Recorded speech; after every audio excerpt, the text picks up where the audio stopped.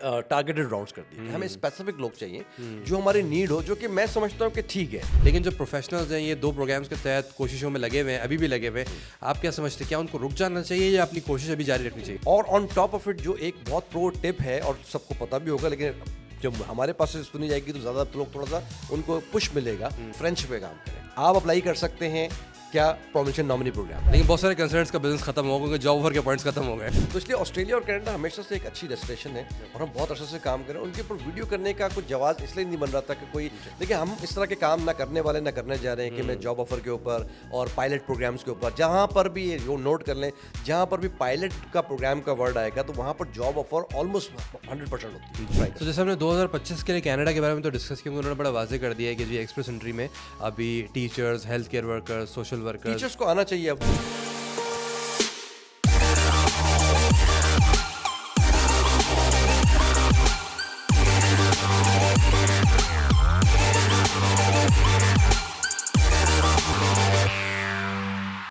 Well, hello everybody, welcome to the grand finale of Immigration Talk Podcast Season 3।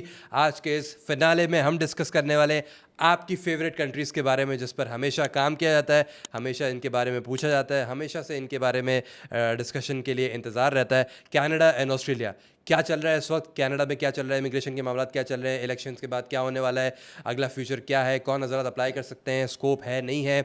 Australia में क्या चल रहा है, 1-8 के राउंड्स क्यों नहीं हो रहे, स्टेट नॉमिनेशन के हो रहे हैं नहीं हो रहे, किन लोगों को फ़ायदा हो रहा नहीं हो रहा, ये सब आज हम डिस्कस करेंगे। एंड ऑफ कोर्स इस आखिरी एपिसोड में भी हमारे साथ इंसाइट शेयर करने के लिए the founder of superior consulting global mister Adil Ismail with more than 22 years of experience हमें ज्वाइन कर रहे हैं और कनाडा और ऑस्ट्रेलिया आपकी बेहतरीन फेवरेट डेस्टिनेशंस के लिए जो है वो इंसाइट शेयर करेंगे। सर बहुत शुक्रिया इस एपिसोड में, आखिरी एपिसोड में भी हमें ज्वाइन करने के लिए। बेहतरीन हमारा सीज़न गया है, ये वाला भी ऑब्वियसली बहुत ज़्यादा पजीराई मिली है अभी तक भी। और आज के इस आखिरी एपिसोड में क्योंकि कनाडा और ऑस्ट्रेलिया सुपीरियर कंसल्टिंग की कोर एक्सपर्टीज़ में से जो है वो शामिल है, अरसे दराज से हम कर रहे हैं और लोगों का इंतज़ार होता है कि कब हम इनके ऊपर बात करेंगे। तो शुरुआत करते हैं कनाडा से। काफ़ी अरसे से इसके ऊपर बात नहीं हुई, कनाडा में क्या चल रहा है, क्योंकि हम ज़ाहिर है ऑथराइज रिप्रेजेंटेटिव्स भी जो है वो काम करते हैं RCSC के साथ मिल के भी। तो क्या चल रहा है कनाडा में, अभी इलेक्शंस रिसेंटली गुजरे हैं, न्यू प्राइम मिनिस्टर हमारे पास हैं, तो इमिग्रेशन का अब क्या होगा, रहेगी नहीं रहेगी, रहेगी तो किन के लिए रहेगी, थोड़ा सा मैं चाहूँगा अगर आप इंसाइट्स पे दें। सबसे पहले तो ये कि लोगों के जो जहन में अगर है ये बात और होगी, आई एम श्योर कि हम बहुत अरसे से जो है, एक तो पॉडकास्ट मैंने पहले ही उसके अंदर बात की थी कि ड्यू टू द रीज़न कि अब हम दोनों office Dubai and Karachi office को ज़्यादा टाइम दे रहे हैं बैक वक्त, तो इस तरह से जो है वो पॉडकास्ट से करना और प्री इन सीजन्स का जब हमने इनेकाद किया है और शुरू किया है तो इसमें काफ़ी चीज़ें हम कोशिश करते हैं कि जल्द से जल्द कवर कर लें। But in a very short span of time अगर हम कुछ इस कवर कर सकते हैं तो डेफिनेटली उसके अंदर कनाडा ऑस्ट्रेलिया को लेना बहुत ज़रूरी होता है। और उसमें जब लोग ये सोच रहे हैं अगर कि भाई हम नहीं कर रहे हैं तो ऑब्वियसली उसके कुछ रीजंस हैं।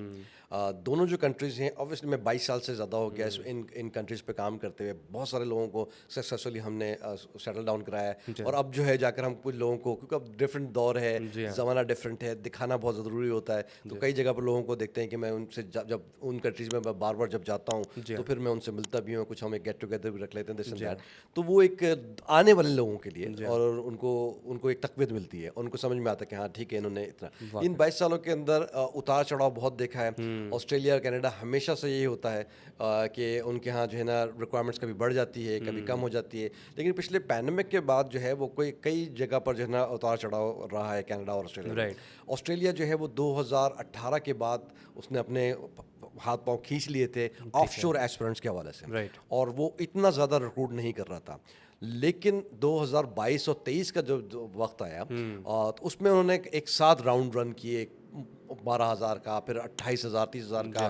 तो काफ़ी लोगों को जब इनवाइट आना शुरू हुई तो हमने समझा और सबने समझा कि ये तो बड़े ज़बरदस्त हो गया। और अब ऑस्ट्रेलिया ने दोबारा से उस तरह से खोल दिया जिस तरह से वो 2012 में जब स्किल सेलेक्ट आया और उसके बाद उन्होंने काम, और काफ़ी लोग वाकई सिलेक्ट हुए भी हमारे 2017-18 तक बहुत आखते हैं। हर चीज़ का एक रूल तो है दुनिया का ना, जब वो ऊपर जाती है तो वो नीचे भी आती है, तो लॉ ऑफ ग्रेविटी है। तो बात यह है कि अगर ऑस्ट्रेलिया जो है वो नहीं ले रहा है तो उसकी भी वजह है।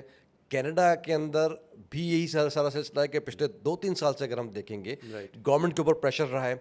अब वो क्यों रहा है उसके ऊपर थोड़ा सा हम पहले बात कर लेते हैं। वो ये है कि पहले हम कनाडा को अगर लें तो कनाडा के अंदर ऑब्वियसली एक हाउसिंग का बहुत बड़ा इशू इस वक्त क्रिएट हुआ है। पब्लिक जो सर्विसेज हैं उसका बड़ा फुकदान और बहुत ज़्यादा उनके ऊपर प्रेशर है और वो सही से डिलीवर नहीं हो रहा, तो सिस्टम हिल रहा है और हिलता रहा है।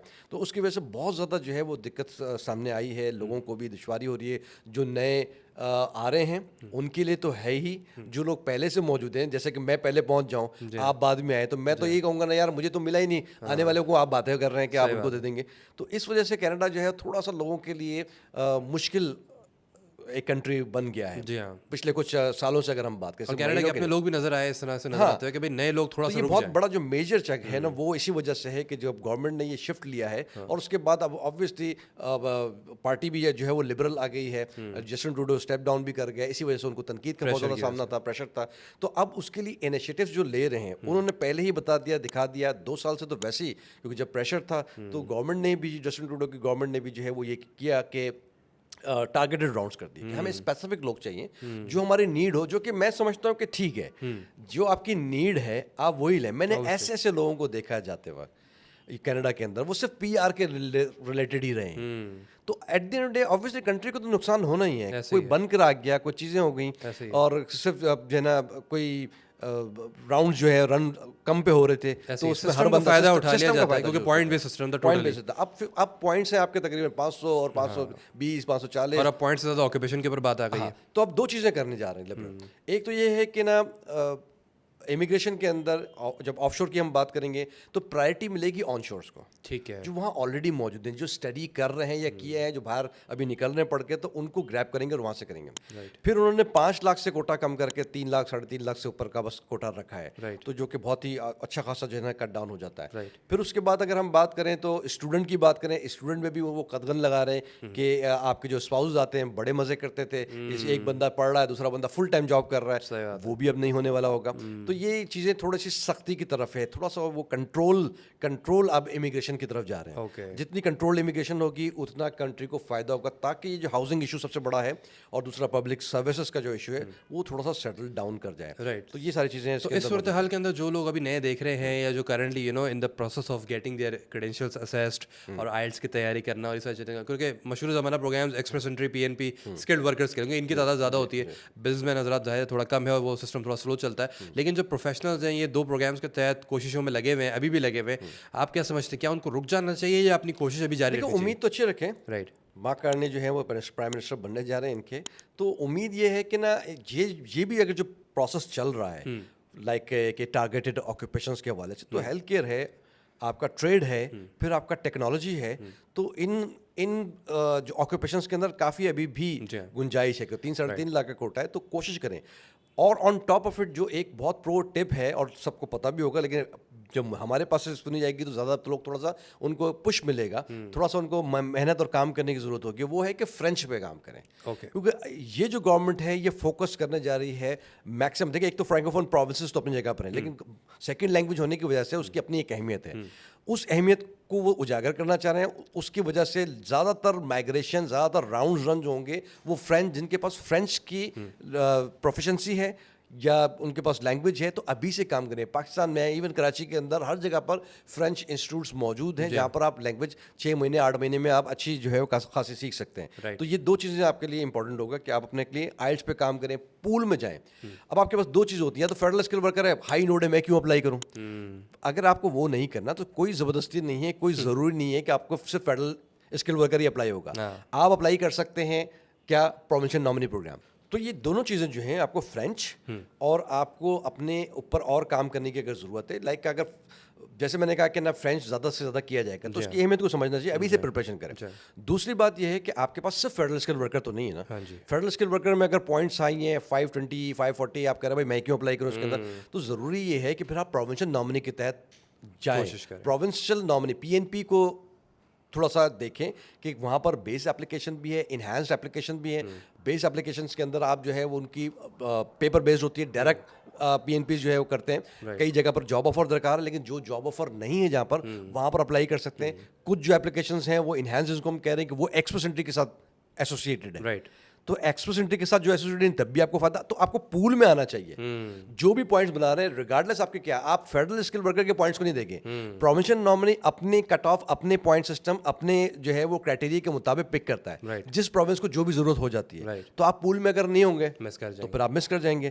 तो आपको इसके ऊपर काम करना है कि प्रोविंशियल नॉमिनी प्रोग्राम से आपको 600 पॉइंट्स का फायदा हो गया है। राइट। वेरएज़ अगर आप वैसे देखेंगे कि ठीक है प्रोविंशियल नॉमिनी या फेडरल में भी अगर देख रहे हैं तो गवर्नमेंट ने और ये सख्ती ये कर दी, जहां हम और बात कर रहे थे कि आपके जॉब ऑफर के पॉइंट्स ही खत्म कर दी। हाँ, तो वो भी एक नुकसान है कि भाई 50 मिल रहे थे, 200 मिल रहे थे, और अब वो भी इसीलिए फ्रेंच बहुत ज़्यादा इंपॉर्टेंट भी, क्योंकि अब वो आपका सारा सिलसिला खत्म है। अब मेहनत के ऊपर आएगी ना। बिल्कुल तो अब ऐसे ही। इसके लिए वो आप ठीक है, वो आगे हम हमारे लोग शायद फ्रेंच सर्टिफिकेट भी निकालना शुरू कर दें। तो अब अच्छी बात, खुशाइन बात लेकिन बहुत ये- सारे कंसर्न्स का बिजनेस खत्म हो गया, जॉब ऑफर के पॉइंट्स खत्म हो गए। ये खुशाइन बात है। मैंने कहा कि ये खुशाइन बात है कि ना एजेंट्स हो गए और ये माफियाज हो गए और जो नॉन क्वालिफाइड कंसर्न्स हो गए, तो उनके लिए जो है ना ये सारा दुख की बात है। इवन क्वालिफाइड कंसर्न्स भी, हम चूंकि एसोसिएट रहे, मैं तकरीबन 6 साल ऑथराइज एजेंट रहा RCIC का, पर चूंकि कनाडा में इतना काम अब नहीं रह गया तो हमने खुद भी छोड़ दी।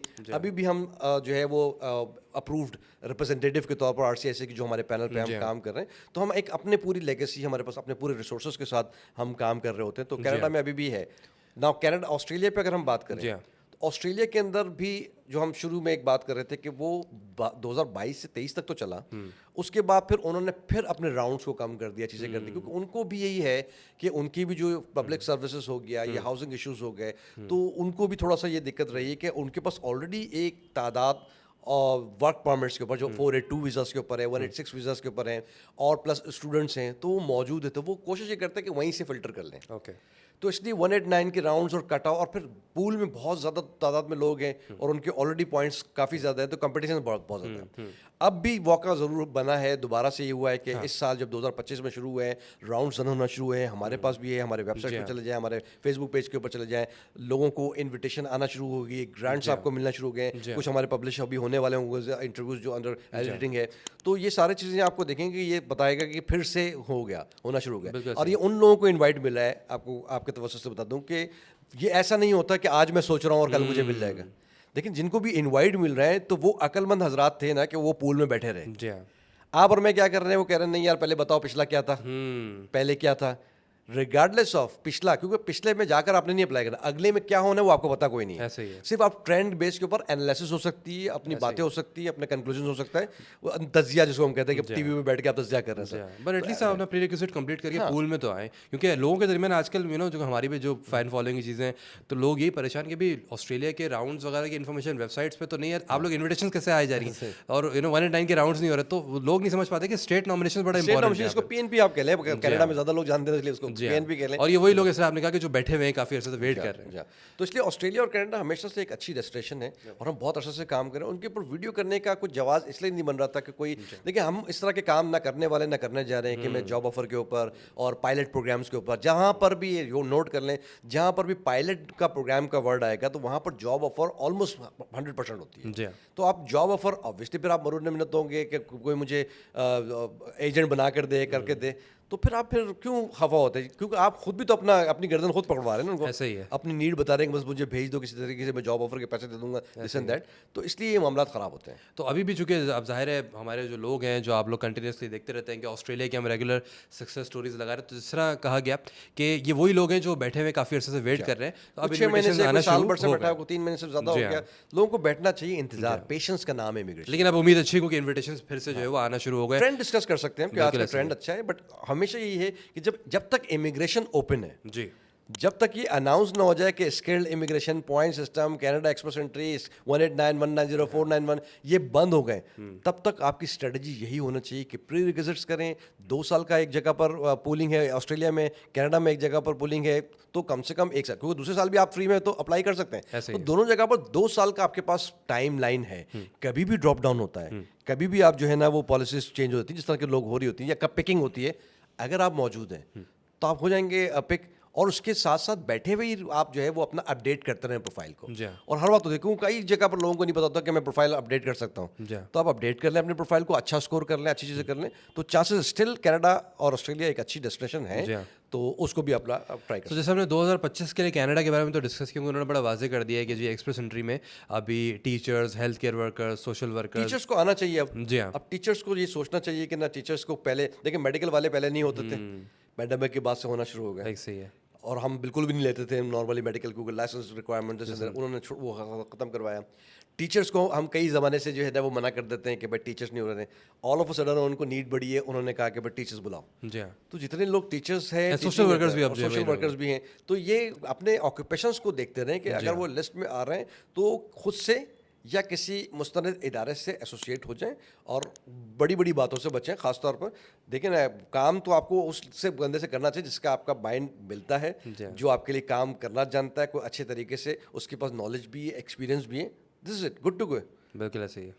तो आप उसके साथ काम कर लें और अपना ऑब्वियसली इमिग्रेशन पाथवे बनाएं। बिल्कुल ऐसी। तो कनाडा आपके लिए स्टिल एक बहुत ही गोल्डन अपॉर्चुनिटी है अगर आप stem, health care, teaching, social worker category से या इवन इंश्योरेंस एजेंट्स की भी जो कैटेगरी वो भी आप डिमांड में, अगर आप इनसे जो है वो ताल्लुक रखते हैं तो आपके लिए बेहतरीन मौका है। सर 2025 के लिए ऑस्ट्रेलिया के लिए अगर आप बताना चाहिए, क्योंकि अभी कोई ऐसा अनाउंसमेंट नहीं, लेकिन अपने तजुर्बे के मुताबिक जो हमारे ट्रेंड्स चल रहे हैं, इन्वाइट्स आते चले आ रहे हैं और जो चीज़ें चल रही हैं, आप क्या समझते हैं कि इस 2025 के लिए जो बचा हुआ है अगले एक आध साल के लिए ऑस्ट्रेलिया के लिए कौन से हाई इन डिमांड ऑक्यूपेशन हो सकते हैं, किन लोगों को सबसे ज़्यादा अप्लाई करना चाहिए? देखिए ऑस्ट्रेलिया में ऑब्वियसली जब राउंड्स रन शुरू हो गए हैं तो इंजीनियर्स ऑब्वियसली 189 में हाई कट ऑफ्स के ऊपर, राइट। लेकिन अब भी आपने देखा होगा ट्रेंड के अंदर के साउथ ऑस्ट्रेलिया से, न्यू साउथ वेल्स से इंजीनियर्स खास तौर पे पिक हुए हैं। जी हाँ। और वो 75, 80 और इस तरह की कट ऑफ्स, तो इतना पॉइंट्स बन जाता है नॉर्मली। लोग हैरान भी हुए हैं, हम भी खुद हैरान हुए हैं, लेकिन इसको ये समझना चाहिए कि जितना पॉइंट्स कट ऑफ होता है वो नॉर्मली 189 के लिए होता है। स्टेट नॉमिनेशन, प्रोविंशियल नॉमिनेशन के अंदर फ्लक्चुएशंस होते रहती हैं और उसका कोई भी तस्करा बाद में ही पब्लिश होता है जब भी होता है। तो इंजीनियर्स हजरात हो गए, आईटी प्रोफेशनल्स भी अपनी जगह पर हो गए, ये सारे जितने भी हाई डिमांड जो आपके लिस्ट के अंदर मौजूद हैं उनको अप्लाई करना चाहिए। अकाउंटेंट्स भी हैं, लेकिन उनके ऑब्वियसली उनका थोड़ा सा जो है तादाद भी ज़्यादा है। लेकिन उनके हवाले से भी अगर मैं बात करूँ, जैसे इंटरनल ऑडिटर्स जितने हो गए उनकी भी नॉमिनेशंस आना शुरू हुई हैं। तो होप रखें, ऑक्यूपेशंस अच्छे हैं, कभी भी पिक हो जाते हैं। तो ऑस्ट्रेलियन इमिग्रेशन थोड़ा सा और कभी वो कहते हैं ना थोड़ा सा रिवाइव होने की अभी पोजीशन के अंदर जुलाई में वैसी पॉलिसीज, जुलाई में वैसी पॉलिसी होती है। तो keep an I on system और पॉलिसीज, तो फिर आप देखिएगा कि आपको लगेगा। तो अभी भी स्टार्टिंग हो गई है, अभी भी अच्छा मौका है। जो लोग पहले देखें, जब भी आप सोचेंगे फौरी तौर पर तो आते नहीं है, ऐसा ही है। आपको स्किल असेसमेंट करना है, अपना आइल्स करना है। जो लोग पूल के अंदर हैं बस वही बेचारे थोड़ा फिर आर्ग्यूमेंट या इंक्वायरीज कर रहे होते हैं, उनको भी तहम्मुल से रहना चाहिए, पेशेंटली जो है ना देखना चाहिए। अगर आपकी किस्मत होगी आप अपनी इंप्रूवमेंट कर सकते हैं। कंसल्टेंट से आप गारंटीड नहीं ले सकते कुछ ऐसे ही। तो आप अपने तौर पर उनसे साथ अपने कंसल्टेशन सेशंस करें। अगर कई अर्से से बैठे हुए, आपको भी डॉक्टर बार बार तो नहीं आएगा मरीज के पास, मरीज को बार बार भी आना चाहिए पूछने के लिए क्या चल रहा है, क्या हो रहा है। तो इस तरह की जो है ना वो एक 2 वे कम्युनिकेशन होती है, उसको बहाल रखें एंड देखें कि आपको फ़ायदा होता है। ऐसे ही अपॉर्चुनिटी स्टिल देयर, मेहनत करने की ज़रूरत है। ऑब्वियसली 10 अप्लाई करेंगे तो 6-7 का तो लक कामयाब हो ही जाएगा, लेकिन उसके लिए 10 के 10 को अप्लाई करना बड़ा ज़रूरी है। तो ये बड़ी इंपॉर्टेंट बात है। सर बहुत शुक्रिया इस अहम 3rd सीज़न में इमिग्रेशन टॉक के हाजिर रहने का, क्योंकि हमारी ट्रैवलिंग बहुत ज़्यादा होती है। आपकी भी ये साल वैसे भी बड़ा इंपॉर्टेंट है, बहुत सारी चीज़ें हम और करने जा रहे हैं, बहुत सारे वाक़यात जो है वो जरा होने वाले हैं इस साल इंशाल्लाह। तो अल्लाह खैर के अच्छे से और खुश असलूबी के साथ ये साल भी इंशाल्लाह जो है इख्तिताम पज़ीर हो।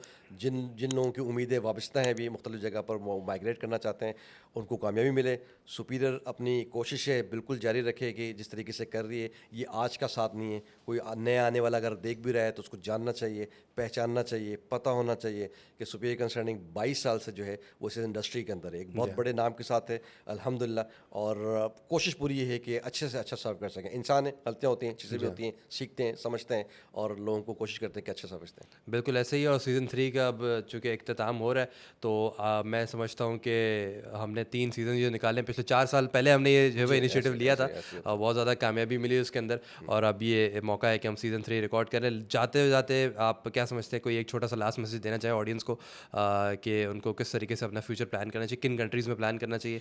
कंट्रीज अच्छी हैं काफ़ी सारी जहाँ पर भी प्लान कर रहे हैं। वैसे तो हम जो काम करें तो ऑब्वियसली हम ज़्यादातर यूएस पे ज़्यादा फोकस है। और एक उस आपके इस लास्ट नोट के ऊपर ये भी ज़रूर आपको ऐड करता चलूँ, लोगों को ये पता हो, ख़ास तौर पर यूएस के हवाले से बात करें, क्योंकि एक तो एक ज़्यादातर रूमर्स के ऊपर जो है वो कर लेते हैं कि आज बंद हो रहा है, आज ही हो रहा है। जो गवर्नमेंट है, ट्रम्प गवर्नमेंट खासतौर पर अगर हम बात करें, वो स्किल्ड प्रोफेशनल और हाईली स्किल्ड प्रोफेशनल्स के ख़िलाफ़ नहीं है। ना वो EB2 या इस तरह के जितने भी इमिग्रेशन प्रोग्राम है ना बंद करने जा रहे हैं। ट्रैवल बैन भी कोई नहीं है, ऐसा नहीं है। तो इस तरह के जितनी भी तोहमात हैं उनसे जो है ना बचें और देखें। हमसे रब्ता करें, हमसे पूछे तो हम आपको गाइड करेंगे कि प्रॉपरली हम सबसे पहले लोग होंगे, पहला मैं शख्स हूँगा जो अगर कोई ऐसा बैन हो जाता है या वहाँ से चीज़ें सब नज़र आ जाती हैं। हम वो पहले शख्स होंगे जो इस प्रोग्राम को बंद कर देंगे, आपसे पहले बंद कर देंगे, आपसे पहले किसी और को जाने नहीं देंगे। ऐसे ही है। देखिए हमारी रेपुटेशन ज़्यादा इंपॉर्टेंट है लोगों के ऐसा इसमें, ही तो ऐसा इस तरह का सिलसिला नहीं है, तो ये जानने की ज़रूरत है। और किसी जगह पर भी अप्लाई करें, थोरो प्रिपरेशन होना चाहिए, थोरो आपको नॉलेज होना चाहिए, अच्छे तबीब के साथ जो है वो जुड़ें। अगर किसी कंसर्न के थ्रू अप्लाई करना चाह रहे हैं, खुद इलाज कर सकते हैं तो ज़रूर अपना खुद इलाज करें, कोई ममानत नहीं है। और इसी तरीके से जो है वो अपने जहाँ पर भी रिप्रेजेंट करें पाकिस्तान को अच्छे नामों से करें। और क्या ख्याल है आपका सीज़न 4 के बारे में? हिंट दे दें हम अपनी ऑडियंस को, आने वाला है बहुत जल्द। बिल्कुल आने वाला है, बहुत सारी चीज़ें होने वाली, हैपनिंग होगी, कुछ पर्सनल्स भी होंगी, कुछ जो है ना ऑफिशियली भी होंगी, तो काफ़ी सारी चीज़ें इंशाल्लाह मज़ा आने वाला है इस साल, अल्लाह ने चाहा तो। ज़बरदस्त कंटेंट आपकी तरफ आने वाला है सुपीरियर कंसल्टिंग की यूट्यूब चैनल की वजह से। बहुत शुक्रिया।